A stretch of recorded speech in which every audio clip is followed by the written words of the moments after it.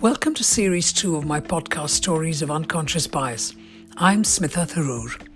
In Series 1, I had the great privilege of hearing stories of unconscious bias from some wonderful people about a wide range of topics. I laughed, cried, and was moved in equal measure. I started this series because I wanted the listeners to realize that we are not alone. All of us have similar stories. They may not be the exact same, but when we hear them, we can hear the parallels in our lives. My speakers have all shared their learning and how they manage their unconscious biases, which is also a wonderful life lesson for us. Series 2 will follow the same style of interview.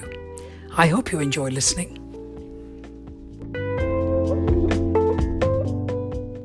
Good morning, David Knaus. Thank you so very much for volunteering to have this conversation with me around unconscious bias.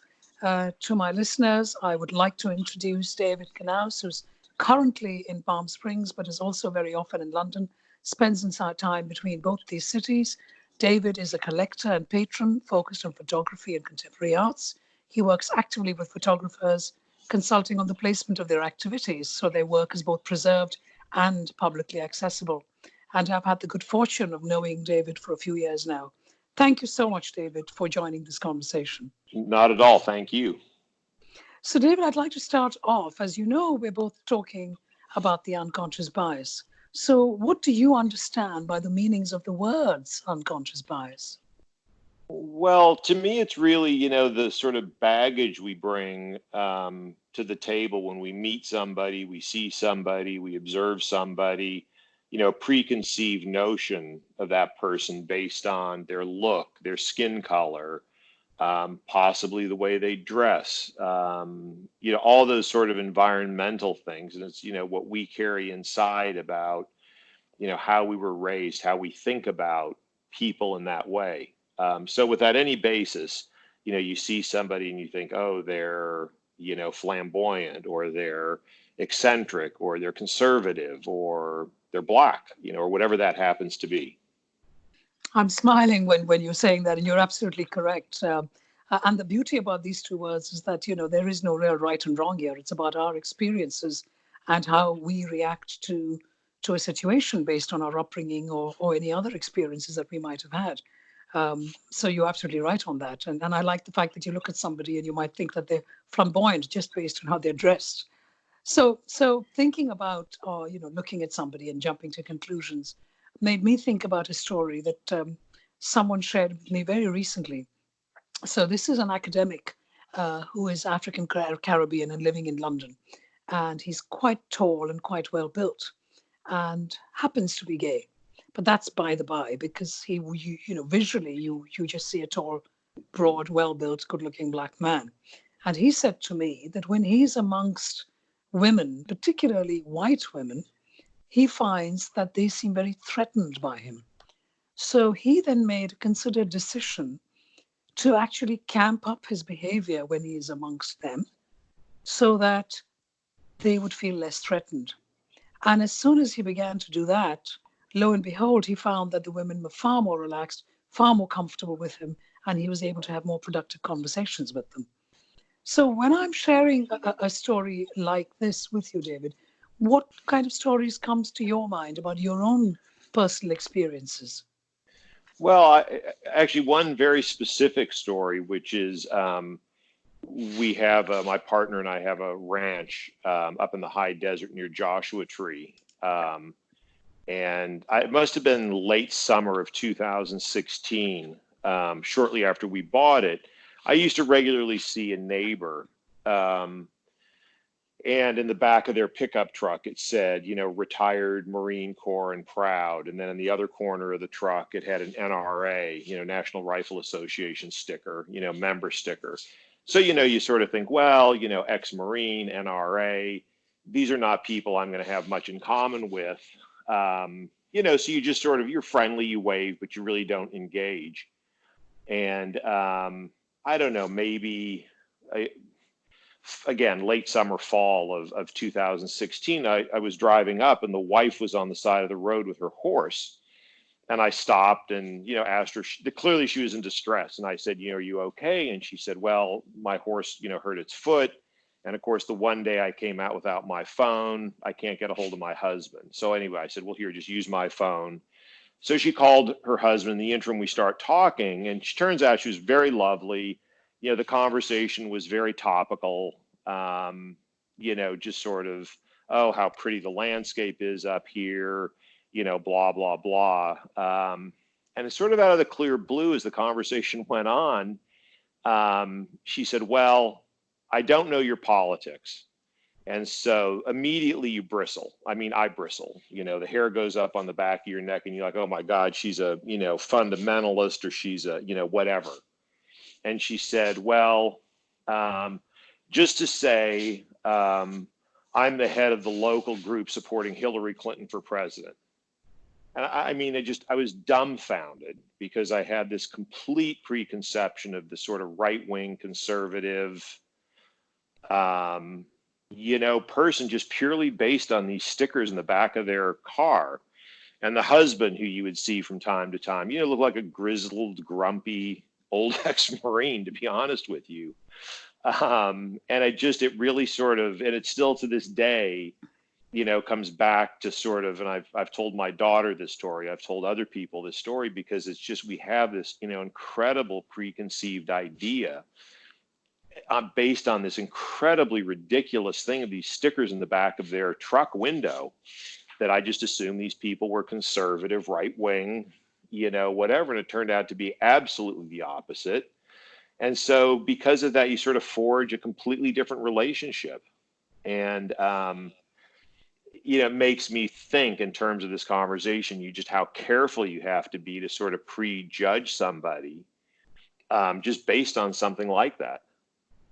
Absolutely. And it's powerful, because it's not even the person's appearance. You're looking at a sticker on the back of a car. You've not exchanged two words with them. And yet, just based on a sticker on the back of a car, you put two and two and make maybe 10. And you then discover much later. It's a powerful story. And it makes me, makes me realize that we all do this so instinctively without even thinking. We don't, it's not just about somebody's clothes and thinking they're flamboyant. You might see, and especially in the US, so often cars tell their own narrative with stickers at the back of the car, and then we don't know whose car it is. It could be somebody else driving the car, for all you know, with a very different politics. Um, Absolutely. Yeah. and also, clearly, in this example, they may be members of the NRA, but they're also equally Hillary Clinton supporters. And why is it that human beings can't be nuanced and multidimensional rather than just one or the other? That's also what comes to mind when you share the story with me. But there's something else that also came to mind because of what you just said. So you said you shared this story with your daughter.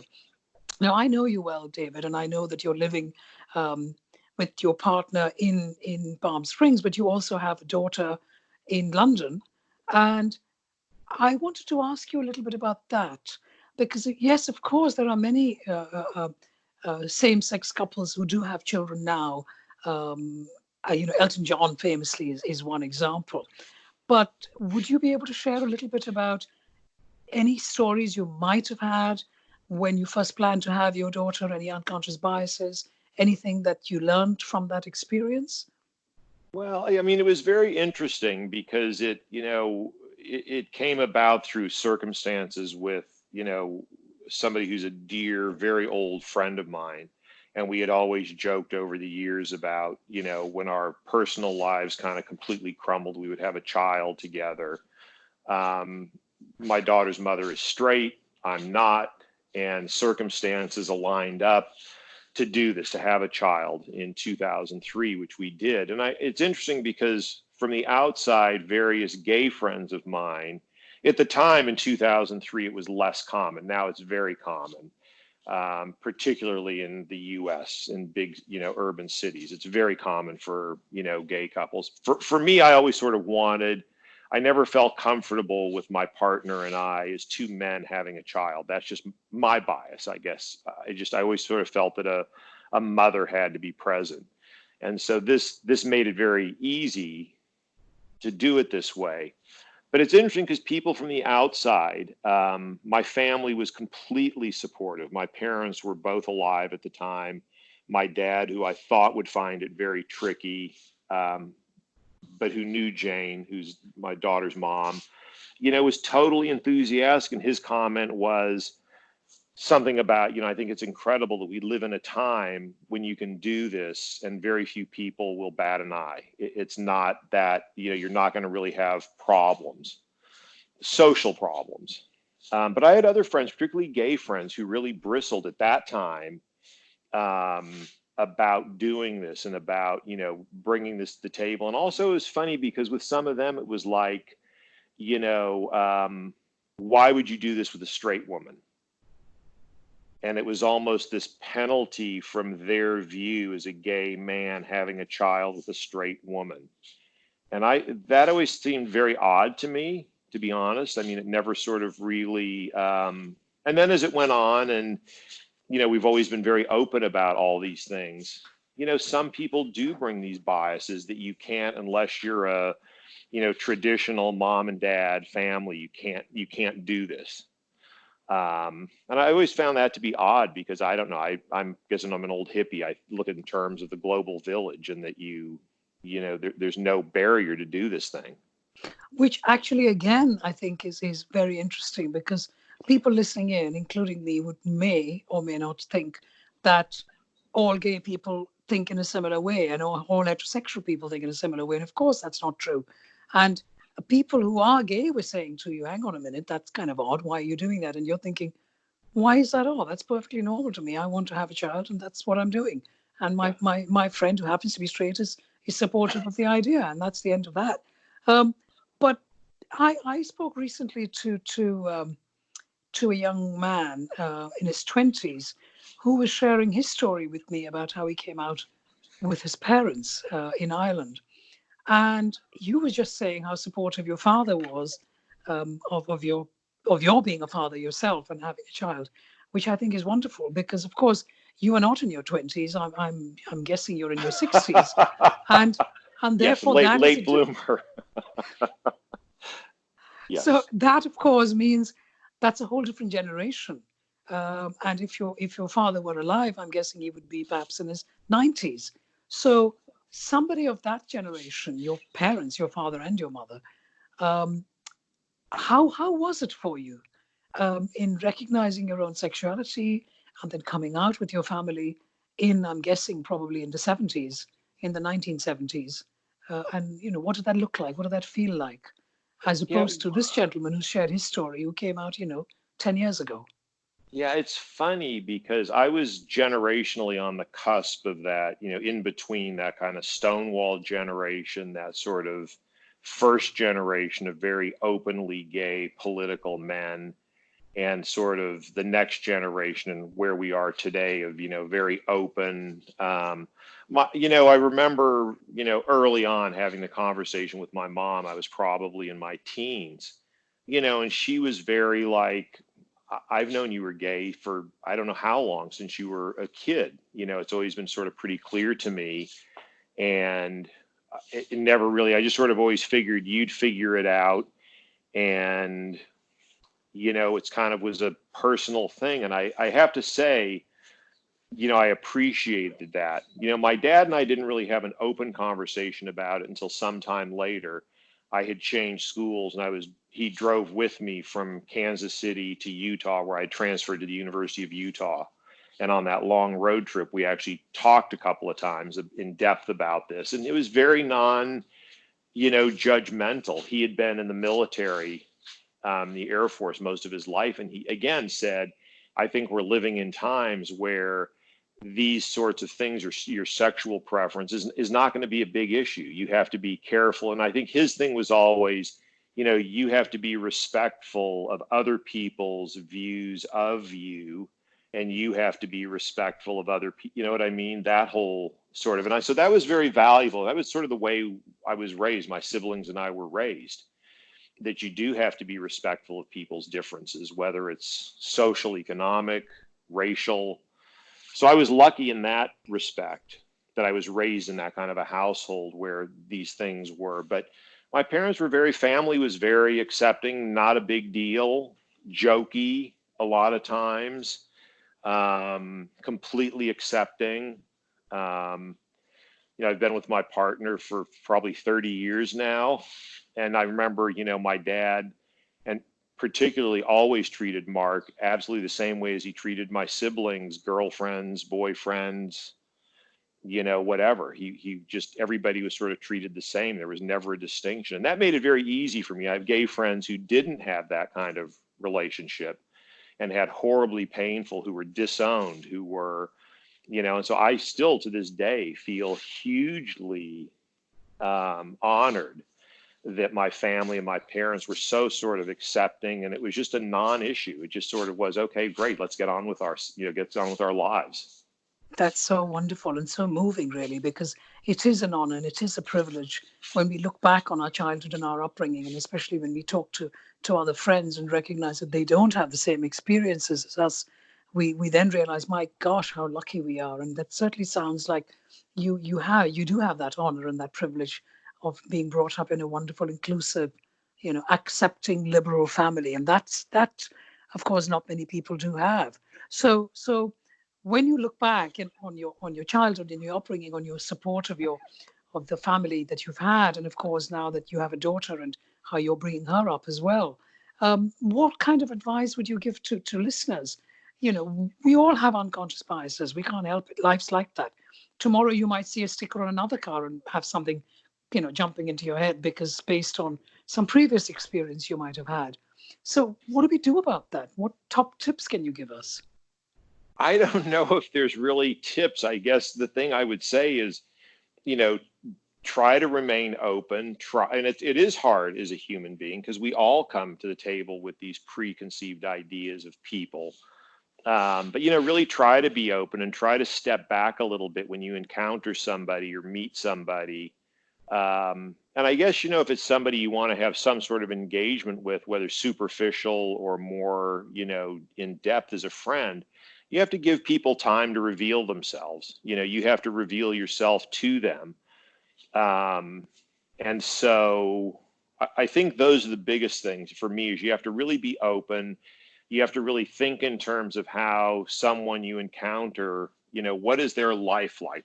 How are they living in the world? How are they, what are they encountering externally? And I think that helps. I mean, I always sort of, with my daughter, I try to encourage her to always be respectful of other people's points of view. I have so many friends right now in this horribly divided, polarized political world we live in, both in the UK and in the US, where in the UK people don't want to, if you're a pro-Remain, you don't want to have anything to do with a Brexiteer. And in the US, if you're a Trump supporter, you don't want anything to do with a Democrat or a liberal, or vice versa. And that's not, we can't live in a world like that. You have to sort of be respectful of people's, I mean, I say to people in this country, not everybody who voted for Trump is an idiot. There were a lot of smart people who voted for the guy. You just look at the numbers. You look in London with Brexit, a lot of smart, educated people voted for Boris Johnson. And I don't think you can dismiss that. I think you have to sort of look at that in a broad, holistic way and say, why? What are these things? Why are people thinking this way? And I think that really goes to, when you encounter somebody, you have to really step back and try to, and sometimes it doesn't gel. Sometimes somebody does turn out to be a complete and utter fruitcake that you have nothing in common with, or who's so judgmental of you. I mean, I've encountered it over the years. I have, I don't present, I think, as gay. I'm told that all the time. And I, over the years, have encountered when people discover that I'm gay, they really don't kind of want to be my friend, and it's like, okay, that's fine. If that's the sole reason you're prejudging me is because I'm gay and you don't want to be friends with a gay person, that's fine. We're not going to have a good friendship anyway if that's a prejudged idea. I mean, essentially, I think your advice is actually spot on because we are living in a political sort of turmoiled world at the moment. Everywhere you look, and just UK and the US are two good examples of that. But many other countries I can think of too, and I think it's important for us to understand that we are multidimensional. We are not just one aspect of us. We could have wonderful friendships and relationships with people who may not be aligned to us politically, but that doesn't matter. It's about being open, honest and listening and really trying not to be judgmental. So that's great advice. And your daughter is very lucky to have you as her dad as she grows up into this world and learns to navigate everything that's coming ahead of her. David, this is so very kind of you to have this conversation with me, David Knaus. Thank you. Not at all. Thank you.